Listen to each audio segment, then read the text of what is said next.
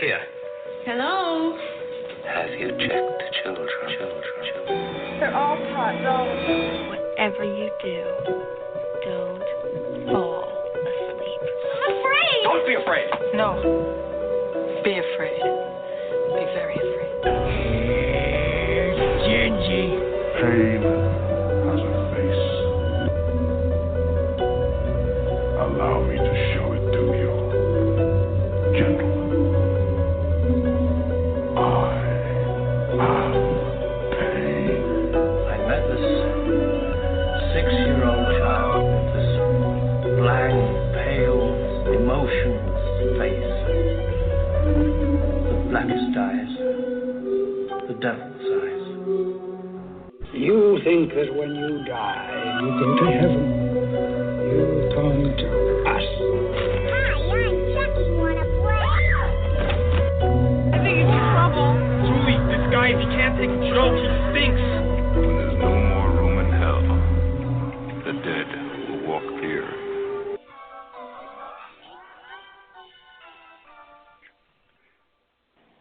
Good evening, Flesh Wound Radio Freaks, and welcome to episode 205 of Flesh Wound Radio. What the fuck was that?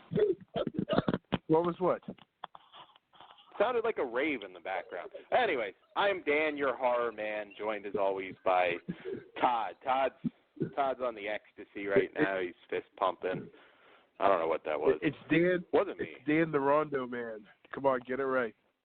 There we go. Yes, we got a lot to say about that one tonight.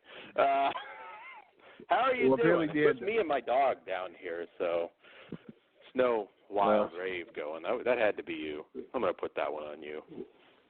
That was Sting. He showed up. Maybe. Quark, are you having a rave? He's just looking at me confused right now. No. Fucking nerd. Quark, are you on the Molly? How am I a nerd? You give me shit for fucking comic book shit. Your fucking dogs are named after Star Trek and Doctor fucking Who. Suck a big fat nerd dick. Can't talk no shit. That's what would I name him? Spot or something stupid? I mean, come on. My dog's named Bella. After the fucking Bella twins. After Bella Lugosi. My dog before that was named Monster. Okay. I don't do fucking See, I had to compromise. I was actually, at one point, I really wanted to have dogs all named after serial killers, and I got vetoed because they're family dogs. So you could bring it down a notch.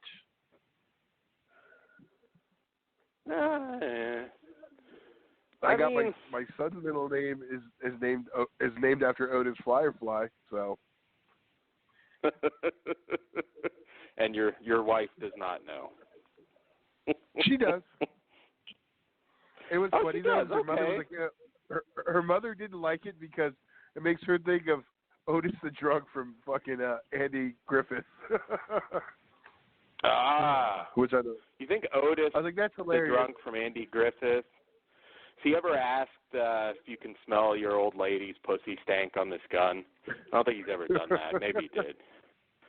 Not yet. When he gets Andy age appropriate, we'll watch that. Director's cut. His mother's not gonna let me watch that one with him till he's like 17. You know, I just broke down because I had the House of 1,000 Corpses Blu-ray, that one of those shit Blu-rays that stopped working. I know there were a few others, American Psycho, and I've been holding off buying it again because I'm like, it feels like that is so fucking. I mean, technically it came out in 2003, but if you count when it's finished, like next year, you could argue it's the 20th anniversary. Jesus, you feel old now. No. That wouldn't be 20th. Technically. No, it wouldn't, Wait. But remember, it was like 3 years that it was in. I mean, I guess until 2003, that was the finished version, but that's yeah, true. Well, it only took itself like 2 years. So. Yeah. I guess, yeah. I mean, but anyway you slice it, it makes you feel old because it's been a long fucking time. It is. I know so we're going to get it. I bought it I know we'll again. I told you broke down. I told you wait. I can almost guarantee 4K releases when the new one comes out in a couple months. I figured it would have been announced by now, but they don't announce shit that far ahead anymore. How it's often OCD. do they announce pop up? Yeah, that's true. It depends on the company, but it's OCD. At least we haven't heard anything. So sometimes we hear shit early, but we it was know like OCD because I took it off my shelf. Huh? I said we really don't what's on Lionsgate that often. No, but I don't know. I was like looking at my shelf and it's like that gap, and I'm like, House of 1,000 Corpses should be here. Yeah, it just I don't know, bugged me, broke down. So I'm gonna laugh when somebody they will get it. Just totally down. Somebody will get to buy that off of FleshWoundFeatures.com, the Flesh Wound Dan eBay store, which you can access through that site. Cheap plug. Once the 4K comes out, if it does, I don't know. You think we will get a 4K? Yeah, we fucking should. So you're saying I'm a putz for? I wasn't expecting. I told you that long ago. I know. But it just was bothering me, Todd, it's OCD. It's collector's OCD. You have it about shit, too. Don't judge. Yeah, well, I'm not judging. I only judge that you can't talk shit about anything being nerd-related when you have the nerdiest dog names ever. Quark and Dalek are majestic animals, Todd. Don't talk shit. I'm not talking shit about animals. I'm talking shit on you, naming them that, and then talking shit about other nerd culture. I'm not talking shit. The superhero stuff. I'm just over it. Over it. I don't. Okay, but here's my question: How does it make someone a nerd who watches something completely mainstream? That's like the opposite of being a nerd. You get that, right? That's a good point. Are you a nerd for liking Marvel now? No. I don't even think nerd's really a thing anymore. I mean, you know what I mean? Is it an outdated concept? No. Nerds won. I mean, they're running the world. Bill Gates has probably got like 6 bitches stacked in his room right now, and lick my balls. You. Yes, I know. I don't even know what nerds Bill Gates took over. sounds like, but the nerds took over in 1984 when the Tri-Labs beat the Adams College. The Adams, yeah. The alphabet. I know. Al Bundy's neighbor fucked the jocks, big time. He did.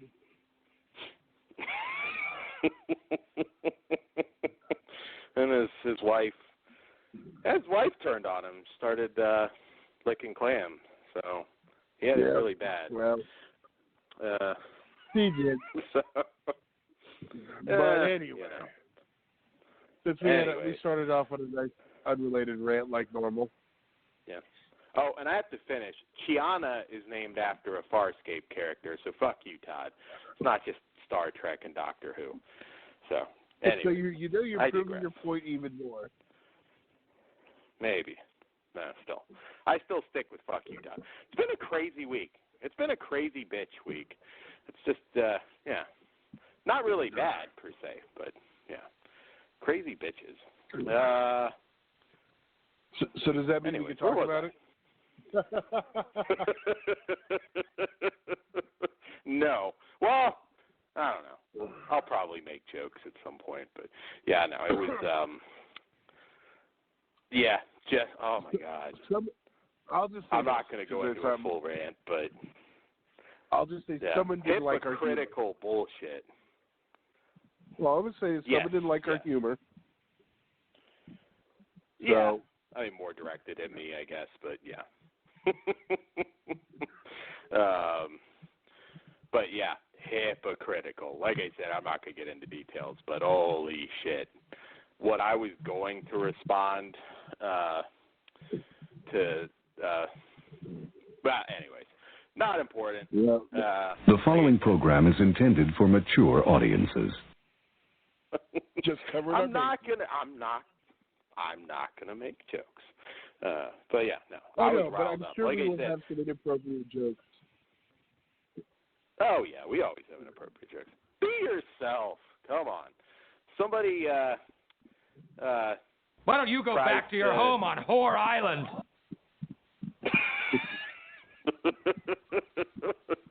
You are a smelly pirate hooker. That was not me. What I was I had wrote. Have you ever been like really mad at somebody and your like first instinct is to like really go down in the gutter? And I had written up basically, fuck you in many more words. Then I kind of deleted all that, and it was just more of a thoughtful response. Well, that's what they say. A good thing to do is to write out your pissed off email, get it all out, and then write it again. Because that first angry response helps you get it out, and then if you don't send it, and then you write it again, it's more level-headed. Do you think it matters, though, if you're not going to talk to someone again? You know what I mean? No. Like, does it matter one way or the other? Then you don't even need to bother with the email. That's for you, not for them. So why not be a little more civilized? And I guess it's cowardly too when somebody like talks shit in a message to you. You know what I mean? I don't know. It was kind of fucked up because I had like a family member that was sick, and I was just like, oh man, well fuck you, you fucking cunt. I didn't say that, but I probably did in my initial. See, I'm glad I hit that button already. It was once in a while. It's deserved.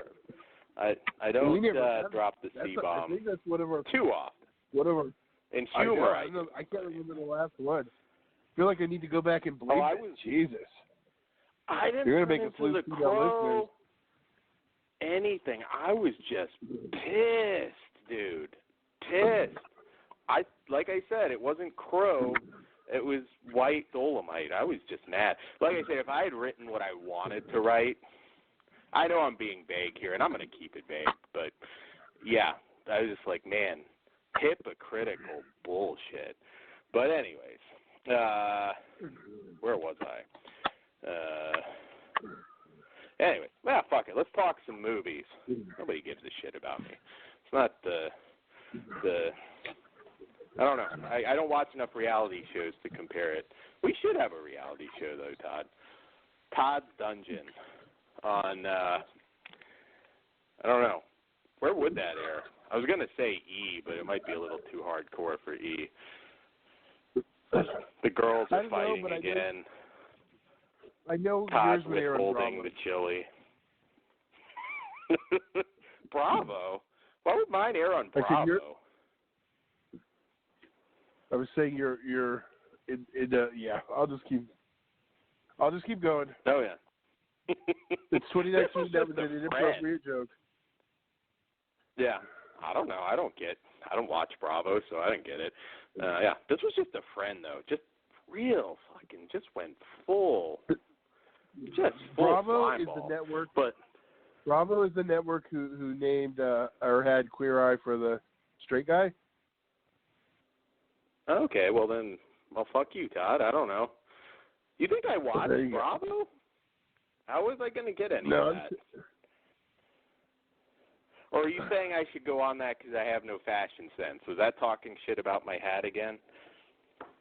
Oh my God! When we went to the private screening, I'm not allowed to talk about last night. Okay, this has nothing to do with the movie, so I could say it. There was a dude in front of us. He was like, "Look, it's dead." And he was wearing the fucking adventure hat. We were fucking dying. Who said that? Caesar. Oh, well, fuck you too, Caesar. God damn it. But he did. Dude probably. The only difference, his outfit matched his hat. What does and it that match? doesn't mean he's dressed up like John Wayne. I'm a fashion trendsetter, and it's not a cowboy hat. It's an adventurer hat. Yes, I know. Outback hat. Yeah. Not a cowboy hat, though. I You can know. see the difference. Different material. It's not a cowboy hat. Okay, Indiana. You may get the damn thing because it's hot. When I'm down there in October, well, it's not true. It wasn't super hot when I was there last October. It can be. Your weather's. You got a 50-50 on that. Yeah, I was going to say at night it's pretty nice, but yeah, so I don't know. You might see the adventurer hat if you guys stop threatening to shit in the fucking hat. But I'll show. I never shit in that hat. I will show all you LA douchebags how a man wears a hat, bitches. Anyways, so I don't even know what the fuck I'm like, just freestyling right now. Anyways, let's talk some fucking movies. Well, let's kick it off with one that I have obviously seen before, but it's been a while. My biopic, not yet, Todd. Is that a curtain jerker, Todd? I mean, come on. It's not until later. Maybe Todd. for you. Yeah. All right. Come on. So, anyways, our first film is the 1986 film from legendary Aussie director Richard Franklin, Link. An Experiment in Terror. Elizabeth Shue and Terrence Stamp co-star in the suspenseful horror film directed by Richard Franklin and featuring a chilling score by legendary composer Jerry Goldsmith. Young graduate student Jane Chase, played by Shue, becomes the new assistant to an eccentric zoology professor at the remote home he shares with two brilliant chimpanzees and an elderly orangutan butler named Link. But when one of these chimps is found dead and the professor mysteriously disappears, Link becomes dangerously aggressive towards Jane. Now, the time for monkey business is over, and the true terror is about to begin. All right, so... Motherfucker said monkey business. There you go. That's like your favorite quote of all time now, Todd. I'm picturing you saying it to your kid one day. Dylan McDermott, Monkey Business, from Quote Pitch Killer. We reviewed that not too long ago. You guys can go to the archives if you don't get that reference. And if you want to bring it back to Elizabeth Shue, they're both in The Trigger Effect, another personal favorite, which Michael Rooker is a very Henry-ish character in it. I love that fucking movie. Yeah, that is I haven't picked up the Blu-ray yet, but that is kind of an overlooked film. It's not out yet. It's finally going to come out through Echo Bridge. Oh, okay. I thought those already did. I know, like Jury Duty and a bunch of random stuff. Yes. So, yeah, I was actually going to say Elizabeth Shue is in my favorite comedy, Hamlet 2. I fucking love that movie. I was hoping you were going to say Adventures of Babysitting. Oh, Todd, come on. Is that the Marvel Universe? Thor's in that, so. Is that why you hate it? Thor's in Adventures in Babysitting? Well, not Chris Hemsworth, but Thor's in it, yeah. Have you never seen Adventures in Babysitting? I have, but like forever ago. So any reference to that's going to be, I read it, but yeah. It's a VHS one for me. I don't know. Yeah, makes sense. I'm a fan of shoes. Well, speaking of titties. Speaking of titties. Back to I know what you were hoping Link would do. You kinky bastard. Gross. I'm not into bestiality. Come on, Dan. Keep it classy. There you go. We're trying to turn over a new leaf on Flesh Food Radio. We're trying to make turn, Clyde, and yes, backhand. We're trying to make the Flesh Food fun now. No. Oh. We're going to start... I'm recording that when we're down there, Todd. We are doing flesh wounds. Get somebody who can make puppets of us, and we're making that. Okay. That means we have to get Flashy Ashy just to have him make a cameo. No, dude, it's got to be. Oh shit! I'm gonna start making a list now. October's not right around the corner, but it's gonna come faster than you think. That's what she said. But and that's why you're not friends anymore. That's fucked God up, damn it, Dan. Todd. Keep on track. Yeah, well, don't talk shit about my dick, you son of a bitch. Anyways, that's totally untrue. I have some stamina for a big guy, so just saying, untrue. So anyways, Link. I haven't watched this one in a while. It's always been a fun movie. I have some issues with it. Well, first off, kudos if you haven't seen this. It is in fact real apes that are used, which makes all the difference in the world because it's not a whole lot of. I don't know if this is really a creature feature, truthfully, but I mean, I guess it is. But you know, having the real deal, it's not something we really get anymore. I will correct you. It's an animals attack film. There you go. Yeah. I was watching some scenes in this where with the chimp and everything, and I'm like, I know they're cute and all, but those motherfuckers can literally like rip your fucking dick off. I mean, that's like a thing. Like when they attack, I mean, they will fuck you up. Well, stop trying to put your dick where the monkeys don't want it. They will rip it right through your shorts, dude. It's a fucking ape, dude. They're powerful. They are powerful fuckers. And they go straight for the dick, apparently? They Google it. If they're going to attack you, especially a man that they're threatened by, they will rip your dick off. Google it. Google believe you, Dan. I'm not ripping Googling. dicks off. I'm not Googling primates ripping cocks off. I'll pass. Yeah, it happens, dude. I would not shoot a movie with a monkey. Can you imagine like Clint Eastwood if that fucker like went ape shit on him, no pun intended, and like ripped his dick off? Can you imagine being on set and like Dirty fucking Harry gets his dingus ripped off by the fucking monkey? That's fucked. Well, here. Side note, when I was on vacation, I can't remember where we're at, we saw them filming the second one, Any Which Way But Loose. Oh, so seriously, wow. There's photos of it somewhere where Clint Eastwood. I have to be super young. I don't know if I remember it or I remember it because I've seen pictures.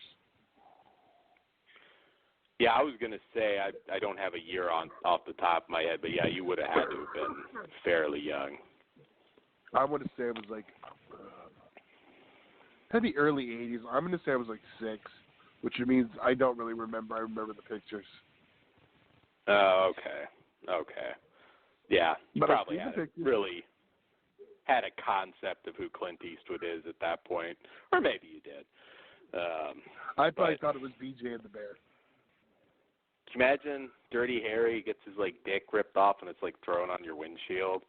That's a good horror scene. I don't know. Insurance has to be like out the ass though for like I don't know like granted my acting was pretty limited. I would do probably most anything. I don't know if I'd work with the chimp. I don't know. I don't know if I could act because I'd be like keenly aware that fucker could rip my dick off at any point, and I still know. I don't think I could do it. But anyway, Link. There's no dick ripping in Link. They do reference it, though. Terrence Stamp references that chimps go for the dick. So, all right. So I really love that. Very compelling to see the real animals interacting. Elizabeth Shue, you could see star power here. You could see, of course, she went on to Leaving Las Vegas and tons of great, great movies. So she was fun to see her interact. There were times where I felt this movie didn't have that feel of danger that it needed. It's impressive what the animal actors do, but I don't think the Link character ever truly inspires fear. Another issue, ironically, that I have is the Jerry Goldsmith score, because it felt like the score to a comedy rather than a serious horror movie. I don't know. I had an issue with that. The whole time it was like, I can't imitate it, but if you've seen the movie, you probably know what I'm talking about, which is ironic because a lot of people compliment the score. What do you think about this one, Todd?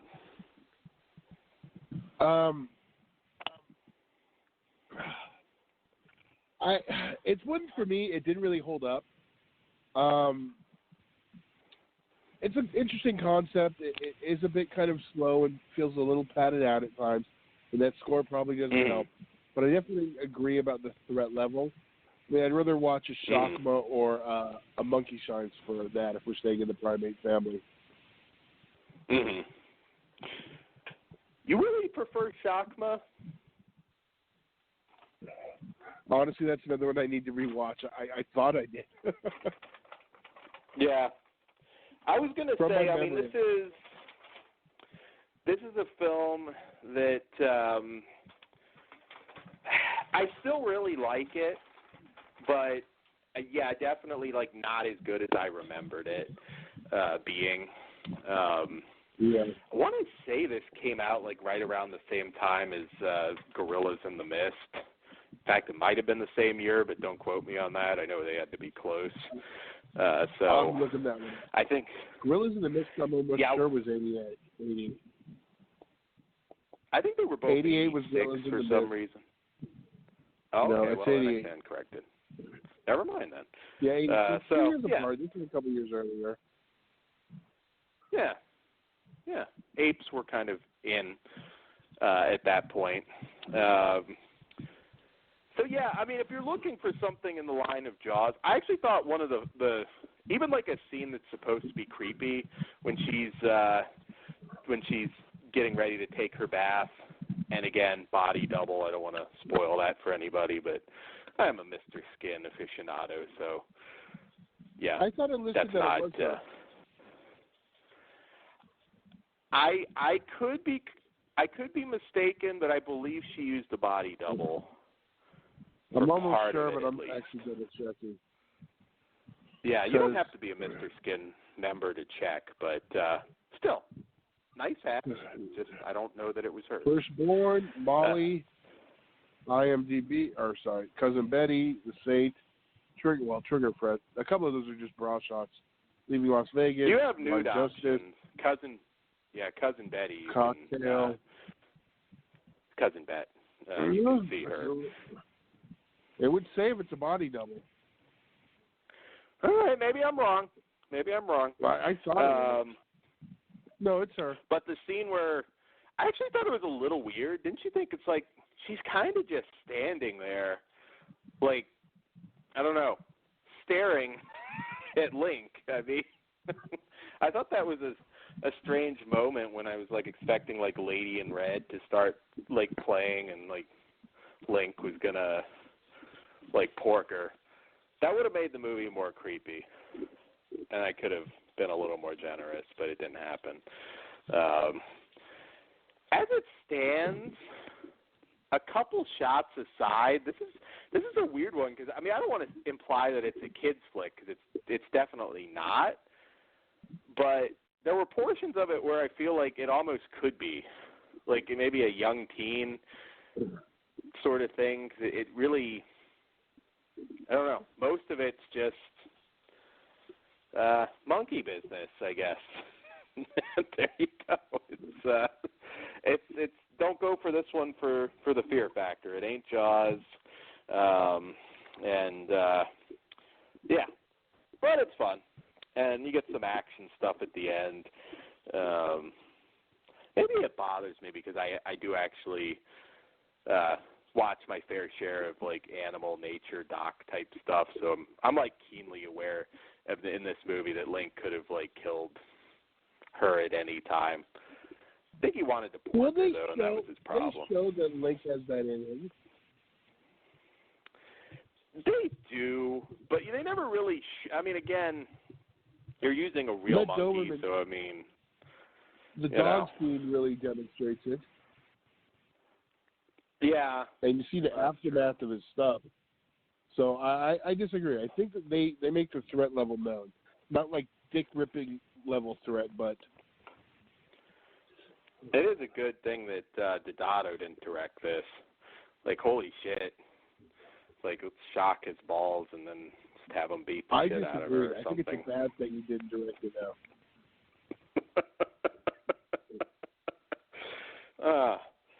Yeah, then it's like Link kills a turtle and it's just all depressing and, yeah. No, it's a good thing he didn't. But the monkey ate it after, so it was okay. There you go. So anyways, this movie's fun. It's not especially good, but it is entertaining, and I think it's worth seeing. I give it a 3. And I should say it's brand new to Blu-ray from Kino. So, Todd, what say you? I'm at 2.5. It's average, in my opinion. Okay. Yeah, I had fun with it.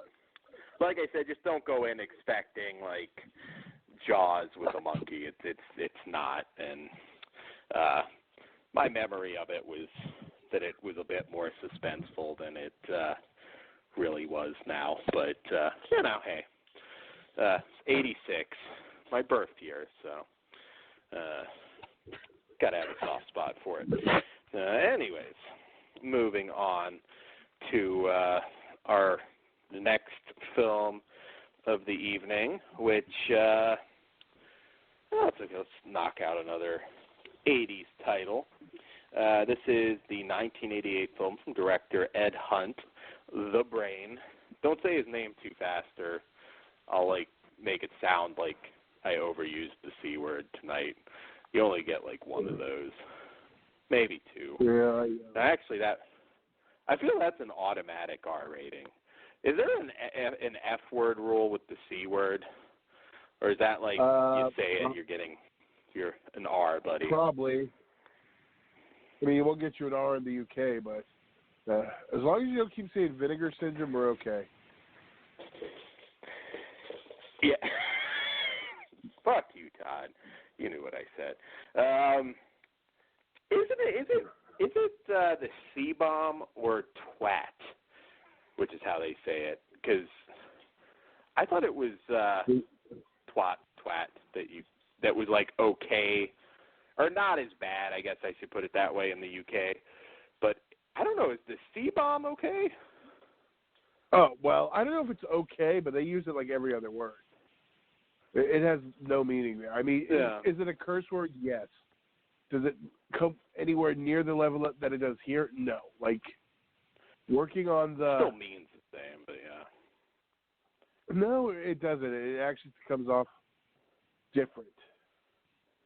It's like calling somebody I've actually heard, and I don't know if you can confirm this, but somebody told me once pendejo, which means asshole, is pendejo.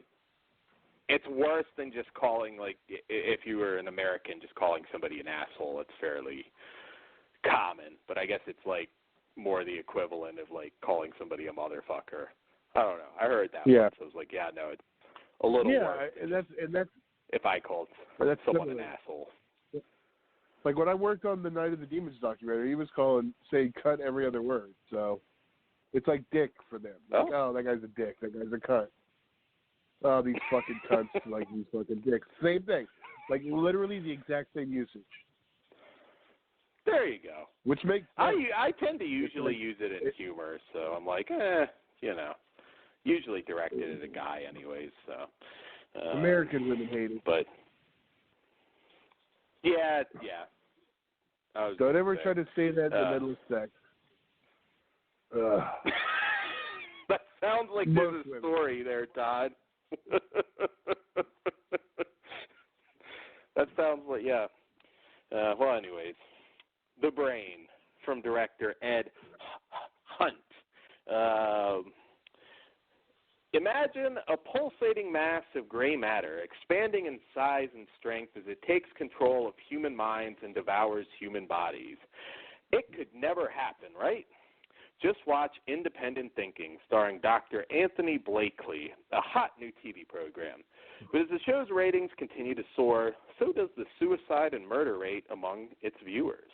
What they don't know is that Dr. Blake has teamed with an alien brain and plans to gain control of all humanity.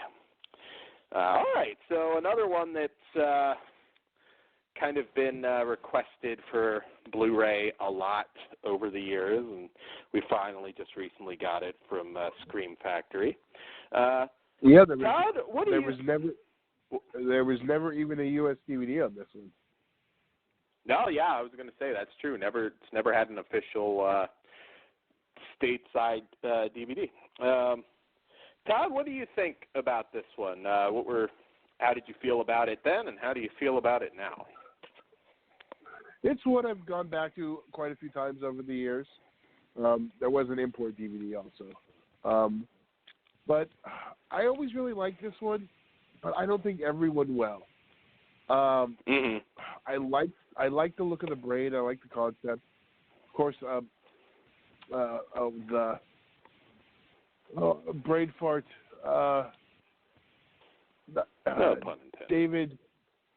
David Gale. David Gale. Thank you. I was going to say Bob Gale, but I was like, no, it's David. Yeah, he's great in this, as he is in most everything he's in. Yeah. One, Rest in peace. I do enjoy it. It actually works like today for modern times and the brainwashing stuff. But it might be kind of a little too weird, too different for a modern audience. What about you? Where do you stand? Yeah, I was going to say it's very kind of timely in the, I guess the fake news era that we're living in now. So I actually think it's aged fairly well. I think the creature is awesome. That's one thing I always thought that as a kid when I, owned the VHS, and I was always like, man, that movie's got such an awesome creature. And I feel like that's actually still true. Again, practical, obviously, and just very memorable. I'm not saying it will, for anybody that's listening to our show, that it'll inspire nightmares necessarily, but it's more likely to than, your basic CG creation that you see now, which it would certainly be, unfortunately. If they ever remade this, I'm sure it'll be CG. So, yes, and we also get, of course, as you said, David Gale of Reanimator fame, and there's a bit of an homage to that film, which you'll pop for. He really was. He was always awesome, and like I said, rest in peace. I wish we had gotten more out of him, but it's not a perfect film by any stretch. I mean, some of the acting is not bad, but a little so-so at times. Yeah. But nobody particularly stinks up the joint or anything. And there's some really cool effects moments, from the bleeding bear to this isn't. If anybody has the impression of this being kind of a B or C movie, I don't know if that's entirely fair with this one. I actually think it's quite well made. Not a huge budget or anything, but there were some fun little one-liners. That's food for thought when the nurse got eaten. It has some very quotable moments. I kind of got to disagree with that. This is definitely a B movie. It's not, by definition, our genre is all B movies. Yeah, but it's a good B movie. I'll put it that way. It's a B plus movie. God damn it, to make a wrestling reference, since we haven't done that yet today. So you're telling me this movie is shitty and it'll never get over? This movie is going to get over like gangbusters, Todd. It's going to main event WrestleMania. We're the Brain. I was thinking B team. Roman versus the Brain. Okay. Oh, how dare you, Todd? So anyway, yeah, I mean, the Brain at times, I mean, it kind of looks like a fucked up Chuck E. Cheese animatronic. Please bring those back. Chuck E. Cheese isn't the same. But Dan, that's a good thing. It's cool. Sentences you should never say in public. What? I do. Fuck it. I'll say it again. Chuck E. Cheese needs to bring back the animatronic characters. It's not the same. These little bastards in their computer games nowadays. I mean, Dan, come on. You can't say that when you own an adventurer hat. God damn it, Todd. Chuck E. Cheese, there's no character anymore. Why don't we just have iPhone fucking Chucky now? Like, there's hologram fucking Chucky walking around. It's like, you know. Get off my lawn! Fuck you, Todd. I want the animatronics. Like, they're in a warehouse somewhere. We need to liberate the Chuck E. Cheese animatronics. Been back there twice. I know. I remember. See, I didn't know they were gone, but I remember them. There used to be one in like the back room. Remember how they had the other rooms? There was one at one of the Chuck E. Cheese I went to. They had another room, and it had like he was a lion, but he was like Michael Jackson, and he only did the Michael Jackson songs. And they allow that at a children's arcade pizza joint? This was like 30 years ago. Okay. So, Michael Jackson was still black then? Yes. He was in the middle. Okay. They can say that. Oh, wait, no, I can't say that. Uh-oh. Where's Pugs? That's just factual, Mike. That wasn't bad. Well, there you go, Pugs. That's what you get for not being on. So anyway. But yeah. Bring back our Brain and bring back our goddamn Chuck E. Cheese animatronics. I don't know if they've all gotten rid of them, but goddamn, I've been with my nieces and nephew a couple times, and I sit there and I'm pissed the whole time. And the breadsticks aren't the fucking same either, motherfuckers. Yeah, I don't know anything you're talking about. I haven't been to fucking Chuck E. Cheese since they had fucking Pac-Man and Donkey Kong. Well, take your kid. I don't know. You got to have one near you there. Yeah. You probably got two near you. So, anyways. We just went to an arcade. He's too young for that The still. Brain. Yeah, I was going to say, kids aren't the same anymore anyways. I feel like, I don't know, Chuck E. Cheese will probably die at some point. Oh, it's still crowded. But, yeah. Kids, kids are so fucking dumb. They're not, we were cooler kids than the kids are now, I think. Hold on. Get off my lawn! There you go. Yeah. I'll tell you a fucking story one day, too long to go into here, involving Sunny D and asshole kids. I'm just going to leave it at that. You can tune in next week, and maybe if I remember, I'll tell the story. But, yeah. It's fucking little bastards. Anyways, The Brain, it's a really fun monster movie. And like you said, it does kind of have, it has a Cronenberg kind of vibe to it at times. In fact, maybe B-movie Cronenberg's a good way to describe it. Like, if...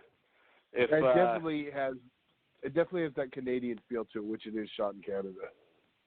Yeah, definitely. It's, like if Cronenberg kind of hadn't broke out. Maybe this is the type of modest budget movie he might have made. And I will also throw out The Orderly, who you may George Buzza, who you may kind of recognize from he played Santa in A Christmas Horror Story a few years back. Very cool. That's him. He played Santa in like some shitty Hallmark movie too. So, yeah, still around. He also played Mean Gene in Meatballs 3. So one of those actors, not a household name, but he's done a lot of good work. So yeah, a lot of good gore in this one. Fun monster. I really like this one. I give this one oh, go ahead. I know. Let me get one in first. I'm going to give this one a 3.5. I think it's entertaining enough and worth checking out. I think some of this one's going to kind of be underwhelming for some because the legend of this has grown since it's never had a home video stateside release, and that can always make expectations higher. But other than that, I think it's 3.5, and it's solid fun. Yeah, like if you've never seen this and you've been on like message boards and everything, I feel like that's always setting somebody up for disappointment. But I think this one still works. I mean, if you're seeing it for the first time in your 30s and 40s, I don't know if it's going to be the next Hellraiser for you, but it's I like it a lot. I give it 4 out of 5. I still think it's a great fun B movie. And I'm not going to go into the extras really, but I will say they have a kind of a fanboy featurette on here, which I always actually like that. I'll be honest, I that's one thing not enough that isn't done enough by some companies. I mean, I realize, hey, technically a fan had nothing to do with the movie, but some of these like super obsessed fans, which we know one quite well. I was going to say, know more about the movie. Video, dude. I know. Yeah. They should have. I mean, I was going to say, I was like at a certain point. Huh? Let's say he got to moderate the commentary. There you go. Vinegar syndrome, cough, cough, corporate assets. Just saying, cough, cough. Anyways, yeah, so that's on there. It's got some nice extras too. Cynthia Preston, the girl's still looking pretty hot. So, anyways, there you go. The Brain. We want to knock out one more, or do we want to take our break? Why don't you take a solo? All right, I'll knock out my solo. Then we'll take our break. All right, so I do have one solo this evening. It's one of those things. Todd said he fucking hates Krauts and he's not going to review it. I was offended as a German American, but that's Todd. Wow. Prejudice as always. Wow, Dan, that was pretty German of you. Because I'm just an American. I thought you were just one too. I'm German American. I can be proud of my heritage. God damn it. Italian, German American. I'm just American. Oh, okay. All right, Mr. Trump. No, anyways, he's the one who labels them all. I was going to say, I'm going to get, deported to Berlin now because I'm proud of my heritage, damn it. Now, I feel like he'd get you first, though. So, I was going to say, it's going to be Flash Moon Radio live from Berlin. And I'll tell you like this. This is a true story. Ever since, our current regime, I check white on all the boxes. Really? Oh, wow. Yeah, I mean, what? I'm half. Well, it works. Yeah, that's true. I was going to say, I mean, we're all really a little bit of everything if you go back far enough. So, yeah, we're all. I guess we're all basically God damn it, Dan, we're all people. Pills have eyes, inbred types. I mean, started with 2. If you believe the Adam and Eve bullshit, we're all just like incest babies. Okay, we're going in a whole other topic. Let's get to that review. We're a giant Alabama. But anyways, yes. I hate crowds. We're getting on to this review. Anyways, all right. Well, this crowd's going to read. I really don't. That's just Dan being a dick. I love all people. They know, and I hate them all. They know they know I'm a dick. All right. So. Anyway, they know you like dick. Fuck you, Todd. Austria, 15th century. After her mother... Oh, I should say also this is from director Lucas Fiegelfeld. Austria, 15th century. After her mother's mysterious and horrifying demise, goatherd Albrun gradually begins to discover an ancient and malevolent presence deep within the remote Austrian Alps. At a time when pagan beliefs about witchcraft and feminine wickedness spread fear into the minds of the rural folk, the traumatized Albrun's reality evolves into a waking nightmare when she becomes a mother herself. Haunting and stylishly directed by debut filmmaker Lucas Fiegelfeld, with an unsettling and immersive industrial score by Triple MD, Hagasusa is a dark tale of a woman's struggle with evil and her own sanity that explores the thin line between ancient beliefs, black magic, and delusional psychosis. All right, so this is Hagasusa is German for witch, and it's very comparable to The Witch from a few years back. Although not completely, but very much in that tone. It's an extremely slow-paced film. It's mood over gore or action.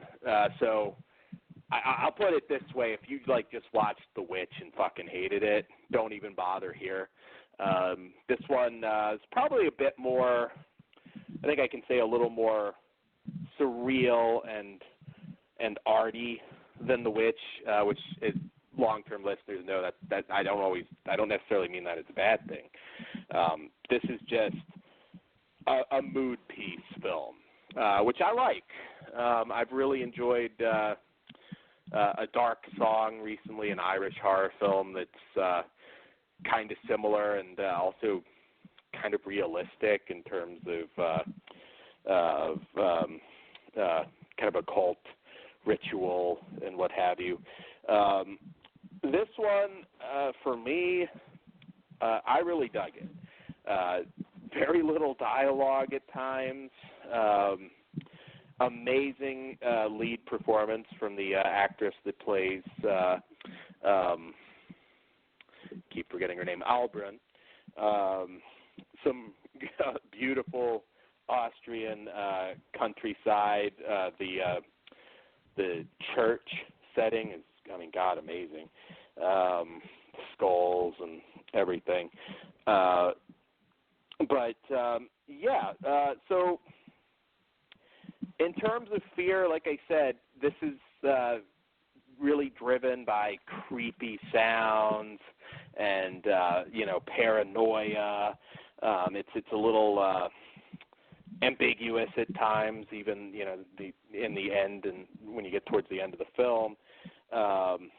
Yet, I think very effective. In fact, there's even their own Black Phillip here, although not so much really a character, but you do get Black Phillip. So, and there's more than a few what the fuck moments in this one.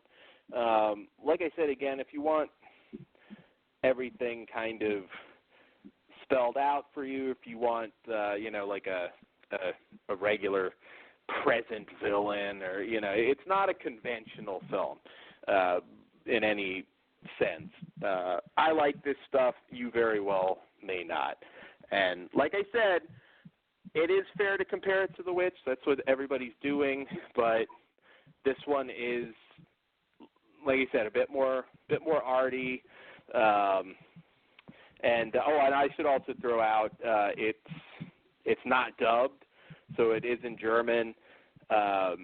This movie's almost to the point though where even if you didn't speak German and you weren't looking at the English subtitles, you could still kind of get the gist of it.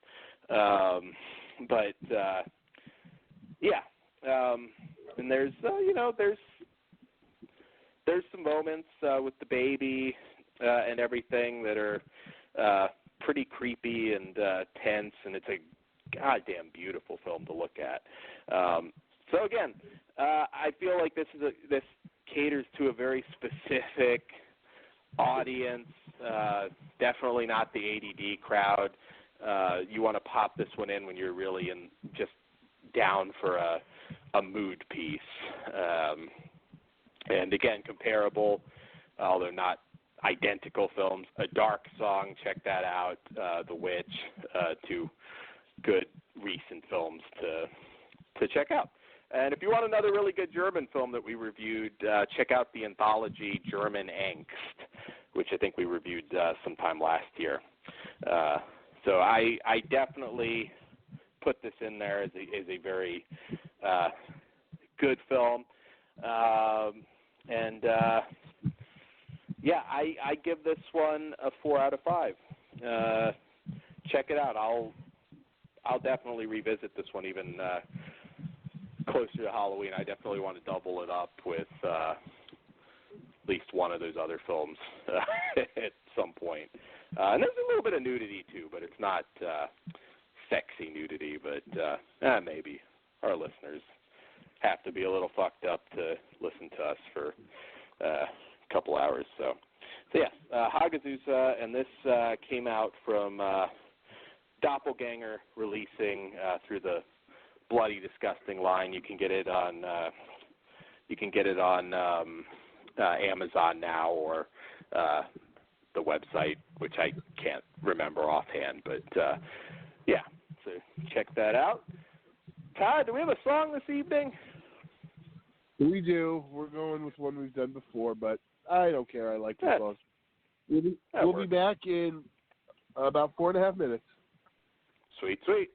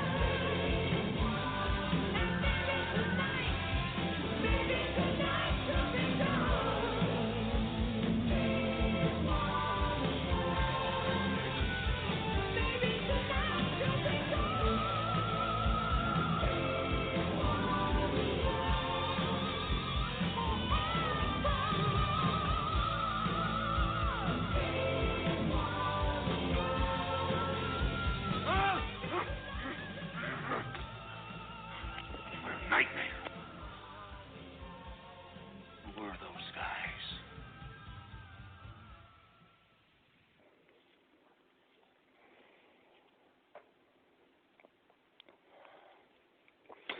And we're back? Maybe? Well, I don't know if you hear me talking. Probably not. Sounds like Todd. Yeah, you're back. I'm back. There we go. I was going to say, song wasn't as long as you expected, Todd. That's okay. I'll call you out on it. Since you talk shit on my hat. Okay, cool. I was chasing Quark, so that was all good. I heard it starting to end, and yeah. He fucking loves. Quark is like, he loves those rope things, but he doesn't fetch so much. It's more like, all right, now I've got it, and you got to catch me. So I get a pretty sweet workout with him because yeah, he's a fast little thing.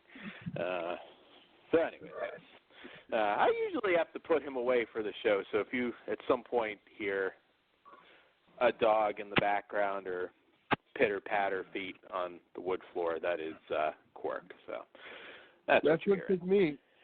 I took my dog out to use the restroom. So that's what took me. I took my dog out to the backyard. Ah, okay. Yeah, no. He's a good little buddy. Anyways, well, all right. So. Yeah, I've been sick. It's just been.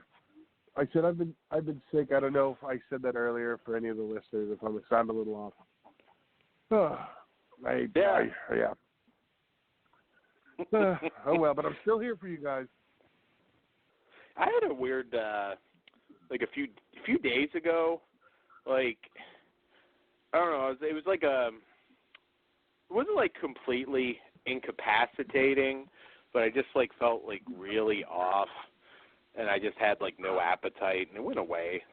So I don't know. Maybe it's a 24-hour bug kind of deal, but like towards the end of the day, then it was like a drama day with that person I was referencing. So it's just like then I was like pissed. So I think that actually kind of got me over it in a weird way. Anger can be a good thing at times. So anyways, get mad, Todd. Go punch someone. Go down to the dungeon. I don't want to get them sick too. You don't care. I'm a nice you do worse captain. things. I'm a nice, considerate captain. There you go. Once in a while, you let them outside with the ball gag, but you let them outside and graze a little bit. So yeah. Anyways, on that creepy note, well, yeah, like I said, you know what's main eventing. So why don't we talk some Manson? I'm just tripping off the fact that you said graze. That's kind of rude. Fat bitches need love too, Craig. Okay. That wasn't a fat comment. It's grazing. I know. I was talking nothing to do with size. Cows graze. Oh, well, that's true. But, yeah. So reference to you being a pervert and a possible serial killer more than anything. But speaking of serial killers... Yes. Wink, wink. Yeah. Like I said, you're gonna be fucked if somebody accuses you of something because they're just like I'll be on there like, God damn it, Todd is a good man, he didn't do that, and they're gonna like replay like 205 episodes of Flesh Wound Radio, and it's just gonna be you've called this man a pervert, you have directly said that he has a torture dungeon. Yeah, so you'd be fucked, Todd. I hope Caesar will vouch for you because, yeah, I don't think it's going to matter with me. I'll try, though. If he wanted his face up well.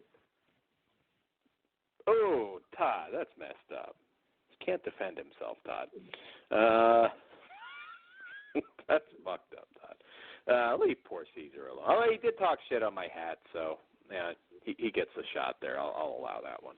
All right, so the new true crime flick from director Mary Herron of American Psycho fame, also written by Guinevere Turner, who wrote the screenplay for American Psycho. So they kind of team up again on this one. So essentially this one follows the Manson family women who recount the crimes and murders they committed in service of their cult leader, Charles Manson, in Mary Herron's provocative take on the most infamous crimes of one of the most infamous crimes of the 20th century. So short synopsis, but basically this one follows the women and essentially the effort to deprogram them. A woman named Carlene Faith, who's kind of assigned to work with them, and she's trying to essentially make them remember who they were before they fell under Manson's spell. Okay, so I was really looking forward to this one for a while because I am a Doctor Who fan, and I was very curious to see Matt Smith and if he could pull off Charles Manson, especially nerd. You're not. I'm not a nerd, Todd. I'm sophisticated as British, motherfucker. British. Oh, sorry. You were being serious? I'm Mr. Sophistication now. God damn it. So, yeah. Anyway. Yeah. Well, they don't even know what we're talking about yet, Todd. That movie's not even out yet. So, anyway. It will be available June 7th. It will be on soon, DVD and but digital. they don't get it. Can't reference shit people don't know about. Everybody knows about Doctor Who, though. And Matt Smith plays the more that is so not true. kindly Doctor. I couldn't tell you a word about Doctor Who other than it's been on forever. And they switched doctors. You know what a James Dalek is. I don't know what a Dalek is. I absolutely do not. I am not even bullshitting you, Dan. I do not know what a Dalek is. Okay, you can tell me that. You Google it and you'll know the imagery. You have walked into a store where they've sold Doctor Who and specifically Is that Dalek robot merch. thingy? Is that the robot thingy? Well, okay, yes, now I know what a Dalek thingy. is. There's a difference You already between knew. That's my point. No, Yeah, I you did know. not know. That is not the same thing. It's everywhere, Todd. It is a global brand, Todd. No. So anyways. Okay, try to make your nerd shit mainstream. So anyways, 55 years now, Todd, 56 years, something like that. So, yeah, it's fuck Star Wars. Doctor Who's better. So anyways, where was I? You get me all riled up, Todd. No, I can't think straight. Quit talking Matt about Smith the Doctor Who is, bullshit. I almost cut Matt that out of Smith the description because out of the description because it has nothing to do with horror. Matt Smith like, of Womb and the most recent Terminator flick. There you go. I was curious to see how he would fare. Yeah, whatever. I don't know. The last two weren't that good. So Matt Smith is Charles Manson. I was kind of curious to see how he would step into the role. Not somebody like you immediately see Manson. Much like everybody wants to see Bill Moseley. Have always wanted to see Bill Moseley as Manson. We talked about that earlier, Todd and I. Matt Smith, the visual wasn't there. I will say I thought he was fucking amazing as Manson. Now, I have to throw out, this is, again, not a Manson movie. It centers around the girls, and you Game of Thrones fans will recognize Hannah Murray, who plays Leslie Van Houten, who I think basically kind of the lead. It felt like it focused on her more than any of the other girls. And I really actually like her a lot. I thought she did a great job. If there's any issue with this, I think Matt Smith was so good as Manson in the flashbacks, because this movie is part flashback to their time at the ranch and part them essentially talking to Carlene during their prison time. And I think Matt Smith was almost so good that he kind of outshined some of the women, which is ironic because the whole point of this movie was essentially helping these women reclaim their identities. Now, whether or not they ever truly did, that's a source of debate, I believe. I know a lot of, I believe still to this day, Leslie Van Houten still working on her potential parole. It's a fascinating case because you can kind of see things from all sorts of perspectives. But I really dug this. Again, it's not. It doesn't focus a ton on the killings, but they are there. So there's some sporadic moments of brutality here, and I actually like this one a lot. There's a lot of the we see a lot of the sexual side of what went on at the ranch. There's a good bit of nudity here for the ladies, Matt Smith, and for us guys, we get some 70s Bush, which is nice. Some big Bush is better than no Bush at all. I had a lot of fun with this one. Like I said, if anything, I could just say, like, Matt Smith maybe in a way outshines some of the actresses, which kind of ironic considering the point this movie was making. But Hannah Murray was amazing. She's one to watch, I think, in the future. What did you think of this one, Todd?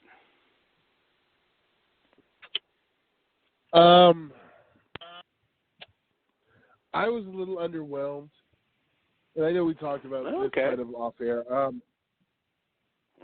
I actually like the story more in the other one. Maybe it's because of the perspective of the Sharon Tate.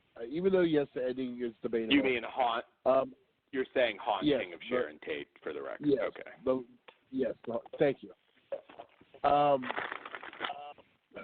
I kind of figured out, I don't know, it's not just a performance thing. I was thinking about this earlier.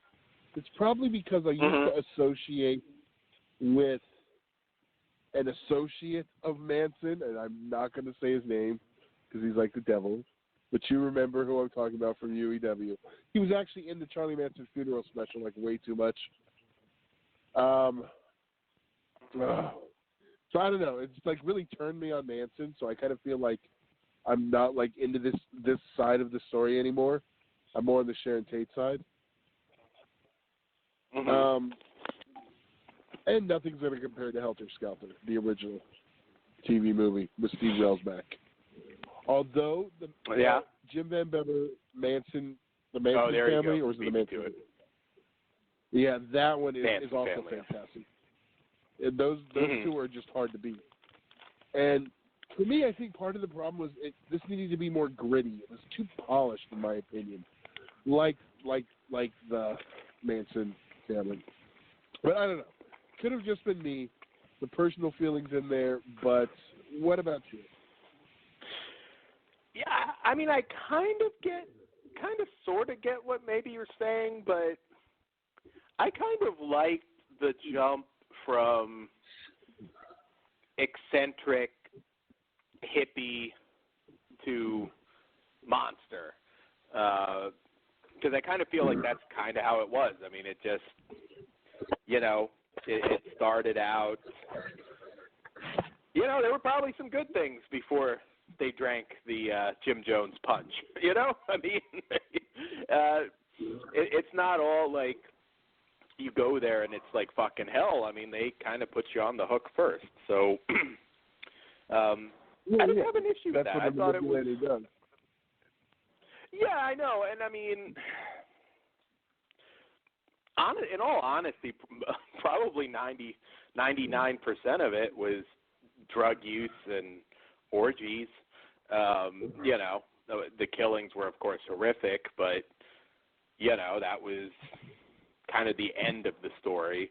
So, I mean, I kind of get what you're saying, but, again, it's not a movie about Manson. I don't know if you wanted, like, a little more.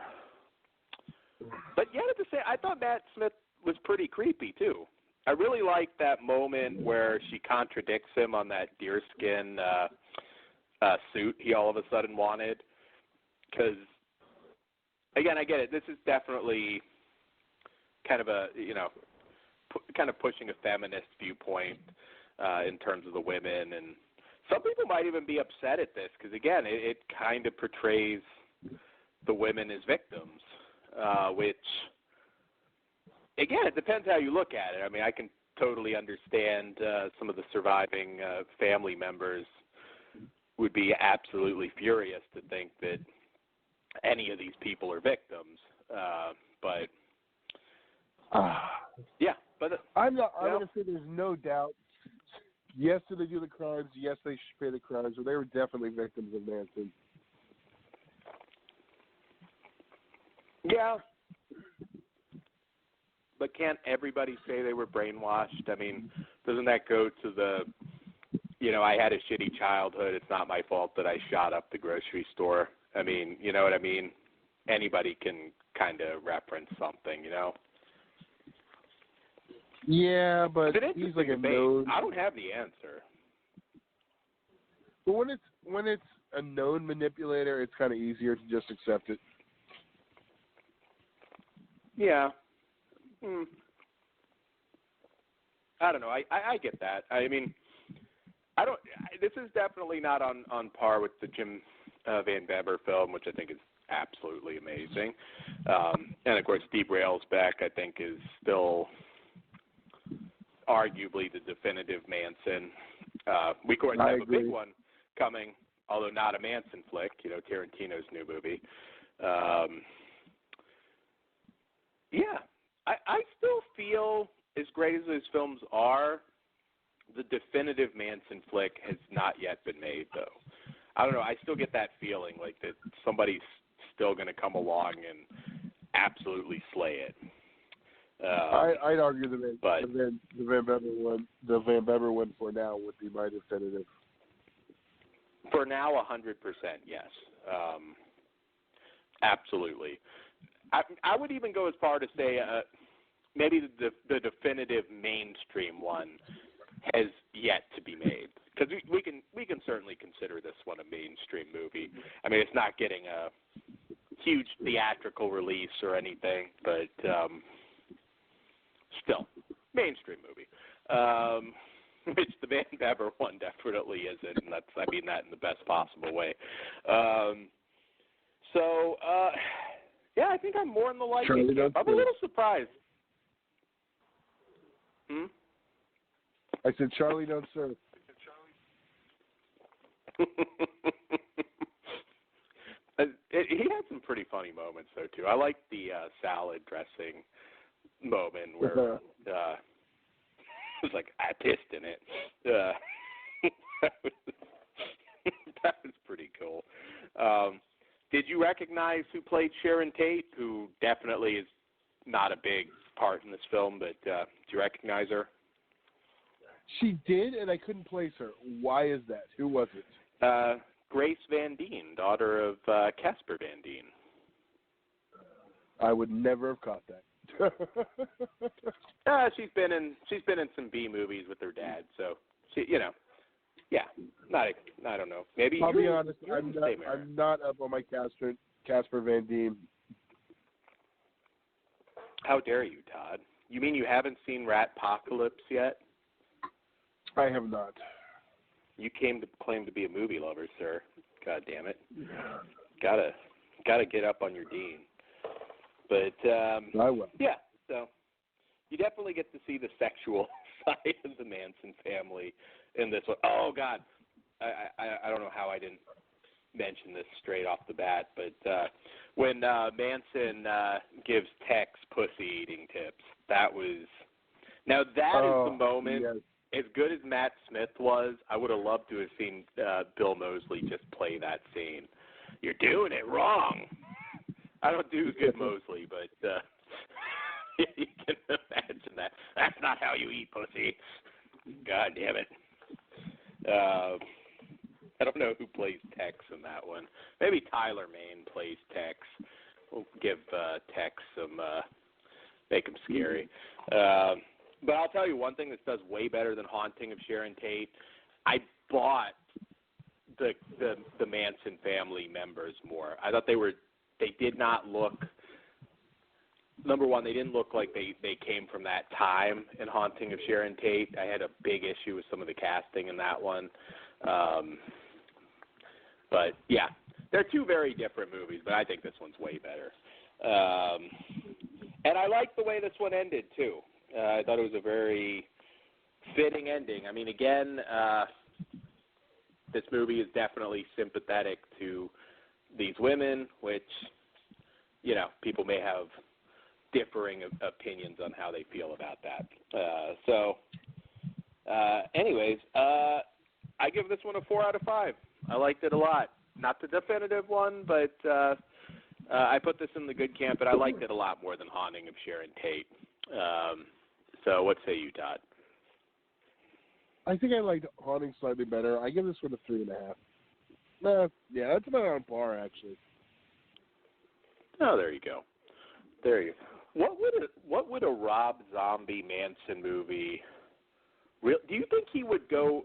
Do you think he'd be willing to do like a realistic, like historical take on Manson, or would we just get something like a batshit acid trip kind of movie? I think we'd probably get a combination of both. I don't know. Can you? You could. Would do it be the same? I don't know. Yeah. I don't know. I want to see a definitive Albert Fish movie. I actually think he's way creepier than most serial killers, and he's like very early in the game. So he's somebody that if you've looked at like some of the details on his crimes and everything, I could see that being a creepy as fuck movie. I really could. So yeah, there you go. We need a proper Albert Fish movie. All right, so that's Charlie Says. Check that one out. Game of Thrones nerds, you get to see Hannah Murray naked too. So there's that. Moving on to our main event of the evening, which I knew jack shit about. This was one, again, kind of a crazy week for me, so I didn't, I think Todd threw the name out, and I'm like, cool. Didn't know a thing about it, which is usually kind of a good thing. And because, don't go in with any kind of preconceptions of what the movie is or what you might want it to be, just kind of experience it. And this film is Rondo from Artsploitation Films, which we cover a lot of their stuff.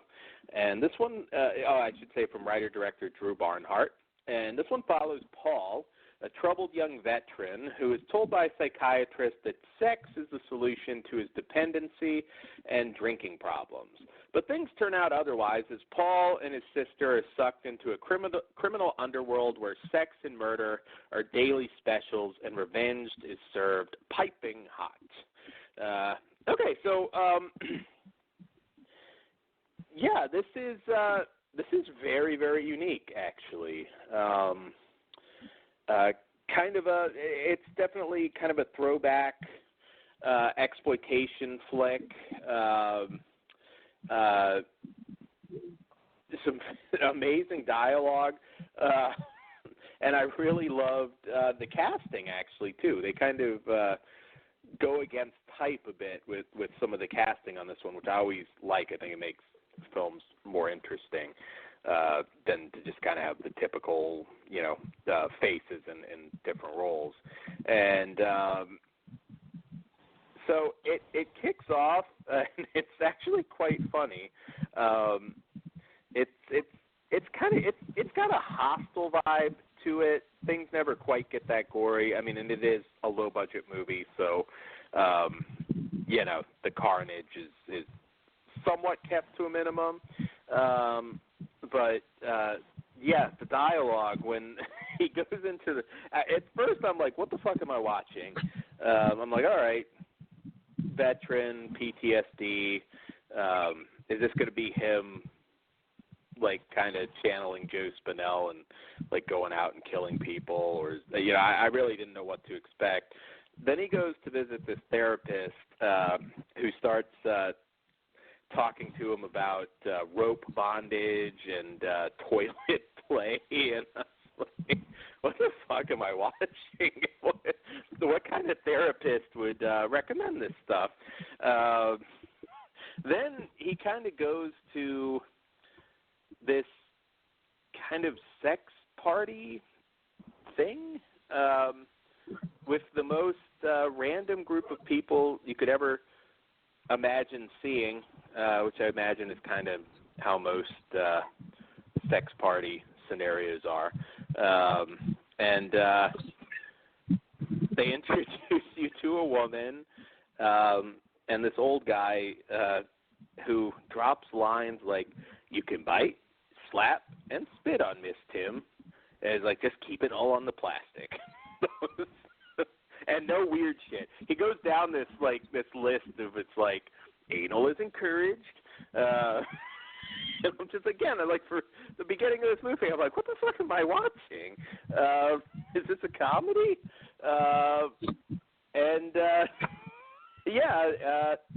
Todd says I'm Paul. That could be partially accurate. I feel like, well, there you go. I do feel like, I could see something like this happening to me. And then things kind of take a more sinister turn. I guess we could kind of call this a revenge flick. I guess is the best way to describe it. It's very low budget, but very unique, and it held my interest. And there's some kind of twists and turns. It doesn't play out exactly like I would expect it to, which of course is always a plus. Again, the dialogue. I don't even want to spoil a lot of it for this one, but Todd, what did you think of this movie? I'm curious because I know we were a bit off this week on some of the films. And we will continue to be. I think you liked this one a lot more because you related to it a lot more. I was entertained by it. I didn't think it was great.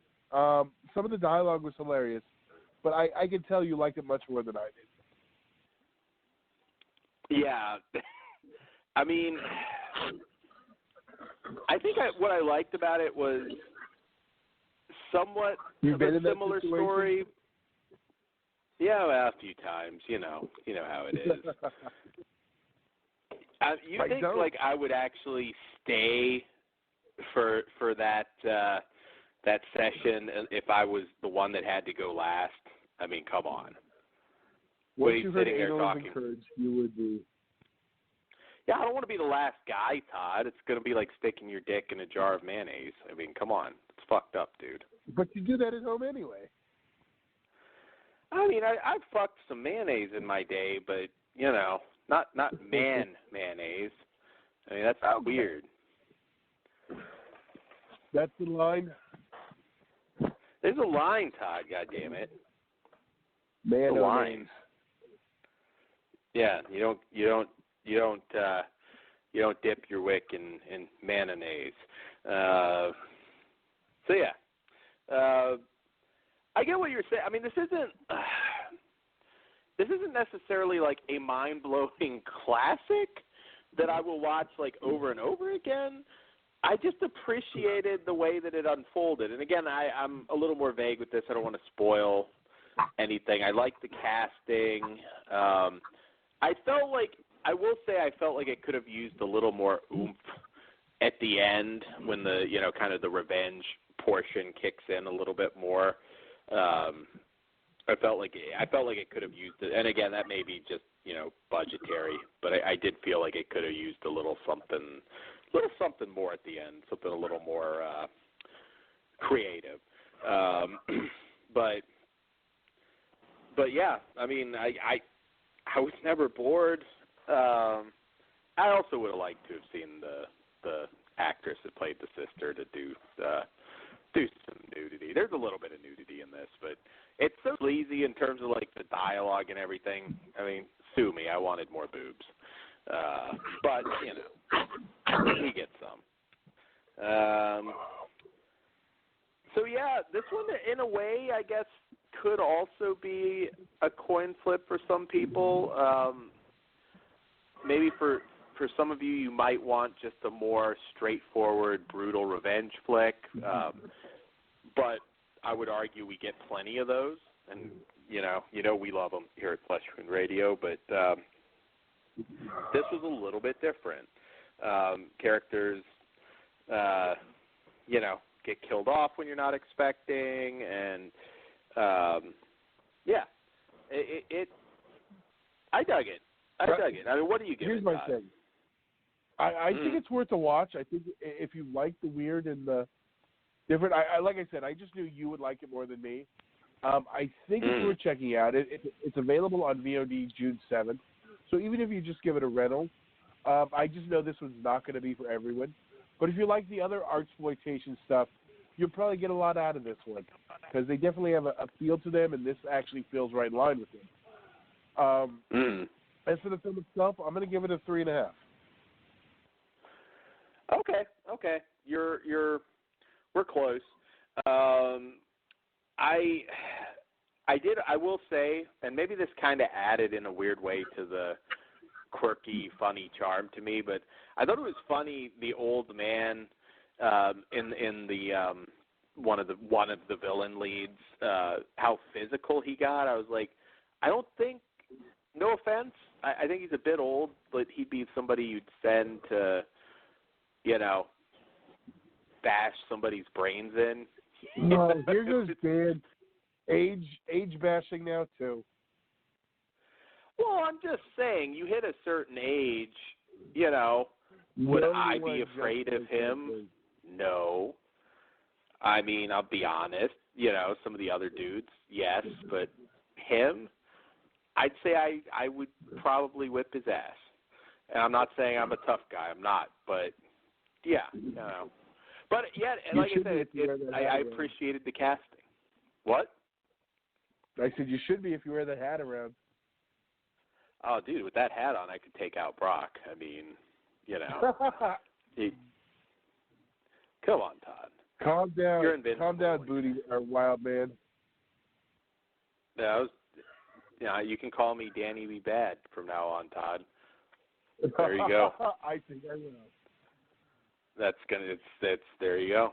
I think he wore a couple hats to the ring. Not as cool as mine, but I think Johnny B. Bad rocked the hat a little bit. So there you go. Whip his ass and take Sable from him. There you go. Hell, I could probably land a Sable type now. And not back then, but now, could happen. So anyways, where was I? 4. For me, again, I feel like this week I have a couple films that, like I said, it's not a perfect film. Like I said, it really, especially I think in the finale, could have used something a little more. I thought that was a little bit underwhelming. But again, it's a low-budget film. But yeah, for some people, I can see this being kind of like a one-time watch kind of thing. But the reviews on it are actually pretty good now, from what I understand. So you get to see it for yourself. Anything artsploitation, it's never like expensive, whether it's the Blu-ray or DVD or whatever. format it's coming out on, it's usually like $10 or less. So they don't overprice their stuff. So there you go. So yeah, wow, we kind of got done fairly early tonight. Now I got to look at the time. I know. Huh? Oh wow, we did. Yeah, I was gonna say we kind of got Next through it. week, We didn't really have a whole. There was like no news, so it was like okay. Well, there was some. The New Kids is going to hit Blu-ray via Mill Creek. I was kind of excited by that. Oh yes, I did see that. I didn't really get to hear from you. What did you think of John Wick 3? We're not reviewing it, but what did you think? I enjoyed it. Yeah, that was some I think pretty creative violence. Definitely. I still think the first is my favorite, though. Kind of go in order. Yeah, the first was very simplistic in a very good way. I mean, it's just, dude's dog gets killed and he, fucks people up. I thought my only criticism with this, I mean, again, they had some raid level moments of mayhem. That the book scene is, oh my god, when he uses that book to fuck the giant up, that was so cool. Yeah. And the Fulci homage, I love that. I don't know if it's literally an homage, but yeah, still, I like to think it was. And Halle Berry is like timeless. Good God, she looks good. Calm down, Dan. Come on, Todd. You would bang Halle Berry. Don't even lie, you son of a bitch. We've gone through this over and over. Not my type. If Pugs was here, he'd be my but type. you were a an single man. lady, You're not kicking Halle Berry out of bed.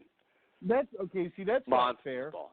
Because there is a difference between an attractive world I would bang and someone I'm like, oh shit, yeah, she's hot.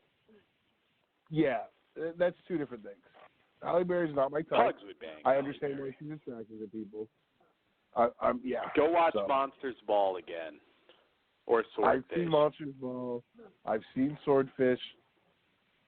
I'm good. And how many times did you fap to them? None. Don't even lie. Don't even lie, Todd. Oh, Jesus. Just because you jerk off to Halle Berry doesn't mean everyone does. Like, not everyone does. Everybody jerks off to Halle Berry. You fucking nerd. Everybody's jerked off to Halle Berry, and everybody knows what a Dalek is. Anybody listening right now, it's like, yeah, I did fap once or twice to Monsters Ball. There you go. Anybody listening. I don't even care. Or you flick the bean to her. You've done one or the other. Whatever the case may be. She still looks good. So, just saying. She's attractive. I'll give her that. She is. She's gorgeous. She's getting up there now. She's in her 50s, and she still looks amazing. So, yes, what do we have on tap next week? Well, we will be, of course, reviewing Brightburn next week, which I'm so excited about. I know James Gunn's not directing it, but it's from James Gunn, and like I said, I will see anything he does. He can make a live-action Care Bears movie. I will see it if James Gunn's name's attached to it. He's money in the bank. You can always depend on James Gunn. We also have. I saw Scooby-Doo because his name was on it. There you go. Yeah, like I said, I will see anything. And we got some exploitation goodness for you next week. We have the new Blu-ray reviews for Escape from a Women's Prison, Emmanuel and Francois. I said Brightburn, which supposedly is very much a horror movie. Death Warmed Up, the New Zealand gore flick, and The Seduction. And TBA. No, I said TBA. TBA. Well, whatever. It'll be close to what we're hyping, so there you go. The last one I'm not sure yet. Yeah, never know. All right, so I think I plugged fleshwoundfeatures.com. You can check out the Flesh Wound Dan eBay store, and all your UEW needs, of course, as well. Be sure to tune in to Squared Circle Society. We don't have a new one tomorrow, but we had a great one this past week, and we'll have it a week from tomorrow. So tune in, wrestling fans or just fans of us. Just in time for the Saudi show. Just in time for the Saudi show, yes. But they I'm gonna come up with something for that. No one's going to that. Huh? Right? Everyone's like, I'm not going. Isn't everyone not going? I don't know everyone yet, but I wonder what they would do if you just got like a bunch of these frustrated talents together and said like, let's fuck management and all say we're not going. That is a very plausible scenario. Goldberg's gonna go and Baker's gonna go. The ones who are getting the giant paydays are going. Oh yeah, of course. I'll be honest. And I mean, this isn't even specifically wrestling related, but if I'm on the roster, I'm going to want a bigger than normal check for going to Saudi Arabia. I'm sorry. They can say whatever they want. If I'm going to a place where I could be beheaded because I accidentally sneezed and it offended, Prince Abdullah, yeah, I'm going to want a big fucking check for going there. I mean, I may not be able to get Goldberg money, but, you're getting a fucking fortune to run just like it's like $45 million or something just for one of these goddamn shows. You're going to have to spread some of that cheddar around. Yeah. I'm like, if that's just a regular show, no, I'd rather not go to that. I'm sorry. Yeah. You didn't watch SmackDown, right? No, I need to eventually. It was actually good, so yeah, I was gonna say it wasn't the slog that Raw was. So yeah, I won't say anything then. But yeah, they introduced the Rock Around the Clock title, or is the Happy Days title? I just accept it as the comedy belt. It's gonna get old quick, but it's fine for now. I mean, it's stupid, but Tommy Dreamer needs to come back and defend his hardcore title, and they can unify the belts. Yeah, at first I was like, well, it must be the hardcore belt, but then I'm like, I mean, how weak would that be? And yeah, I was gonna say, I was like, how are they gonna do that with like nobody taking like headshots from anything? It's just gonna be so stupid. I thought it was gonna be the Ladies Intercontinental, because Mick Foley introduced the last title too, the Universal. Do you feel a women's Intercontinental title is necessary yet? I mean, I'm not with two women's titles. Yeah, I don't feel like they have enough. I mean, it's their fault partially, but until they elevate and have a stronger, like, quote unquote mid card of female talents, I don't think they're quite there yet. They should be soon, but I don't think they have enough to justify tag title. I actually at this point I would like to see if the women's tag titles can go between brands and we're doing all this wild card bullshit, which again I fucking hate. Just make that the same thing with the tag division. I mean, I know they're just dancing around ending the brand split anyways. So I mean, fuck, if you're doing that anyways, let the tag titles be traveling belts. Unify them and let them go between shows. I'm totally fine with that. So yes. And we'll also, of course, on Squared Circle Society. I mean, it'll be a little bit later in the game, but we'll also be talking Double or Nothing, which is better justify that $60 price tag. For that matter, they better not have any technical malfunctions either. I would imagine that would be pretty disastrous for them. But I don't know. At this point, can you get a refund for it? It's been so long since I've really done pay-per-view.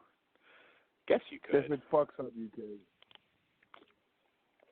Yeah, I remember back in the day at least a few times having issues with WWE, WWF pay-per-views, and I think we usually always got a refund.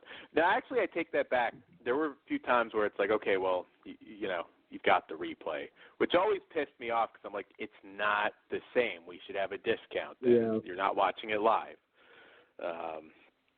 So. I remember that too. Yeah. It used to piss me off. Yeah, if it's not live, it's not the same. So, yeah, we'll have that. What do we have coming? We'll also have a Stranger Things show at some point. It's kind of a tradition for us now. Probably bitched about New Coke coming back. I guess it's kind of that's cool. what I was like. That's what I was bugging me. I was like, we didn't really have news, but there was something I felt we were supposed to talk about. Yeah, New Coke. So it's a little before my time, I believe. Well, maybe not before my time, but 86. Oh, okay, yeah, then. No, 85. And it didn't last very long. Wait. Okay, that predates me then.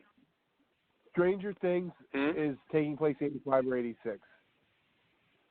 I think they're in 85 now, which is ironic because those kids are like 85. way older. Those kids are looking so fucking old. Feels like they should be in like maybe 89 to be generous at this point with the way those kids have aged. But yeah, you think they're going to end it like with the 80s or have a time jump? Will this show end up in the 90s? I don't think. I don't know. It depends. I think it's, I don't know. Yeah, man. Grown-up versions of the kids. Then it's just totally it. Yeah, New Coke. So came out in 85. It was shitty Pepsi. Me and Bob were having an argument. And you don't remember what it tastes like. He's not wrong. I don't remember the taste, but I remember hating it because it tastes like shitty Pepsi. Well, is it going to be the exact same, though? I mean, you know what I mean? That's what they're saying. They're like, saying it's the same formula. Oh, okay. Well, we're going to try it. I'll tell you what we need to do. I mean, again, you've had it, but I mean, Jesus, 85, like you said, you can't really fully remember. We'll do a live taste test once that hits stores, which I imagine will be soon because Stranger Things is July, right? That's what Bob was saying. He wants to do a taste test, and it's not hitting stores. You got to order it online. Oh shit! Okay. Well, I'm gonna need links for that. I'm surprised being Coke that they're not putting that in some stores, but even specialty stores. I mean, hold on. Like we won't even get that at like an FYE or Second and Charles or something. I mean, I would think somebody would get it. I'll tell you what it says. Just give me 1 second. How much are we going to pay for New Coke? Jesus, where's it? Stranger Things New Coke. It's not a gag, is it? I mean, okay. Coca-Cola will make available about 500,000 cans of New Coke to the public, who can buy it online as part of a package at CokeStore.com. 1985. Okay. Oh, wait. CokeStore.com/1985. Or have a chance to get it at the company's World of Coca-Cola the week of June 3rd on select days as part of the promotion. Coca-Cola will also unveil limited edition packages of original Coke with Stranger Things design on them. And the company will launch an ad in movie theaters, a remake of an actual 1985 ad for New Coke directed by the Duffers themselves. So I wonder if maybe we have a Coke World out here in Atlanta, so might be going down for this. June 3rd. World of Coca-Cola. June 3rd, all right. But it says they'll have limited edition packages of original Coke with Stranger Things designs on them. I wonder if those will be available in stores. And not just like the OOG, like looking cans. Yeah, I mean, here's the thing. Coke. I honestly, people want to try it. I mean, here's the thing. They don't want repeat results. Like, that nearly killed Coke. Like, That's the last thing they want to do. Literally almost kill Coke. Yes. I mean, it wasn't a replacement, right? Yes, it was. That was the problem. Oh, okay. It was new Coke. There was no old Coke. We finally got Coca-Cola Classic, which was OG Coke. And they had them both for a while. Then they finally phased out new Coke, and it was still Coca-Cola Classic for years. And then it just dropped and became Coca-Cola. Can't we just call it red and black Coke? Yeah, I that's Coke Zero. I don't think they want to take that chance of the confusion in the marketplace. Because if people, Coke gets gross. I mean, honestly. Yeah. Maybe specialty stores. But. Mm-hmm. Well, I'm going to have to see if I can get down to, I don't know if it's World of Coke. God, I went there when I first moved out here. But, yeah, I think it's a big Coke thing in the city, I believe. So I might actually be able to see. I want to make sure I'm going to make it. Go on my Facebook wall, and there's the story. There's the link inside. When can you you can't purchase it until June 3rd if you did it online? Probably. Good question. I'm clicking on it right now. I was going to say, because that sounds like a lot, but I feel like it's really not.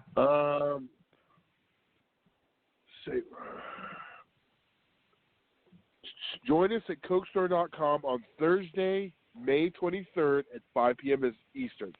So tomorrow at 5. They go with Oh, shit, okay. Do me a favor, and if I remember, try and actually message me the link, because I will try and order it. I don't know. Are we just buying, like, one can? Or, I mean, like, how does this work? Are you buying a case? I have no idea how it works. We'll find out tomorrow. Well, either way. Yeah, I was going to say maybe I'll buy an extra one just in case, but yeah. Oh, excuse me. Sorry. Under the weather. I feel like, as ironic as it sounds, you could probably hawk some of that. I'm sure. Once it's gone, you're going to have a lot of people that are actually, ironically, I have like some collectible Coke with liquid in my fridge from like where they bottle it, I guess, in Atlanta. That's when I got it, I was like, it kind of looks like a glass bottle of Coke, and they're like, oh no, people actually collect this stuff, and I'll have to look into that. All right, we'll get you some Mexican Coke when you're down here. Ah, there you go. I think I've had that before. I've gone to the Vegas Coke thing where you try it from all over the place. That was always fun. Well, yeah, Mexican Coke's better because it's like OG Coke. They still use real sugar. Well, I will get some. We're gonna have to map this out. I don't want it to be forgotten that we need to go to the Pink Motel. In California. Oh no, that one's top of the list. California, you get Mexican Coke everywhere. Yeah. Like you can get it in taco places.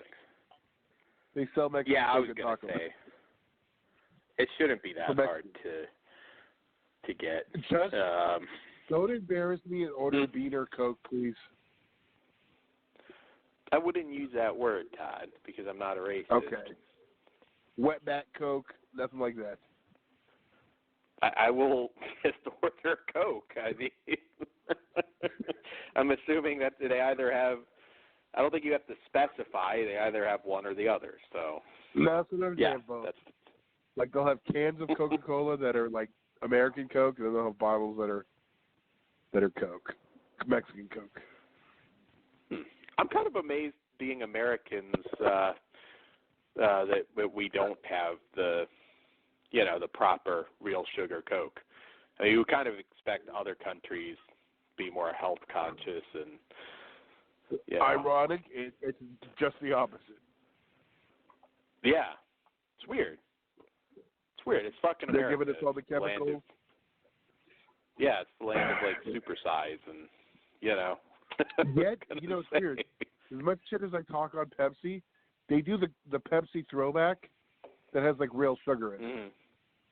I wish Coke. Well, I don't know. They don't do it with Coke, but I can get it easily here. I've kind of, for at least a few years now, I've like 95% given up soda. Once in a while, if I'm at a movie, I might get like a Fanta or a ginger ale, but I really don't drink soda with any regularity anymore. So it's, I'm not as up to date on some of these drinks, unfortunately. But I will definitely try new Coke now. And yeah, Pink Motel's got to happen. I mean, we've got to come up with something to do there. Is it near a strip club? Because I bet it is. Everything's near a strip club if you look hard enough. Yeah, I was going to say in California, yeah. Maybe that can be like kitty club night. Book some rooms at the Pink Motel. See some Pink. It's going to be cool. Speaking of which, tomorrow I'm probably ready to set the dates, so we'll do that. I know we're hyping this in advance, but if you're in the California area, come down. Maybe we'll do like a party at the Pink Motel. It'll be like the first like Flesh Wound Radio meetup. I don't know if we'll have a lot of people, but we'll do a meetup. Todd will sign your wiener. $5. You got to make a little bit of money. Foods are free. No, actually, there you go. Who do we like make the official dick signer? I don't know, Bob, but we're running out of time. Let's wrap it before we go into the archive. Just tell them we've already booked it. All right, guys. Good night, and we will see you next week. We'll see you wrap too quick because I got to find our outro song now. So you went and fucked me over. Todd.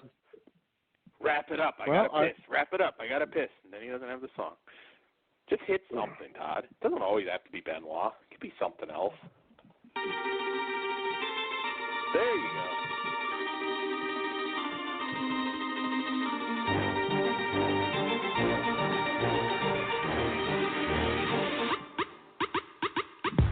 You're soft, you're sloppy. They calling me Poppy. I'm rolling in bands, you riding around in a beat up July. Hey, dog, bros wanna cop, but they are just not away.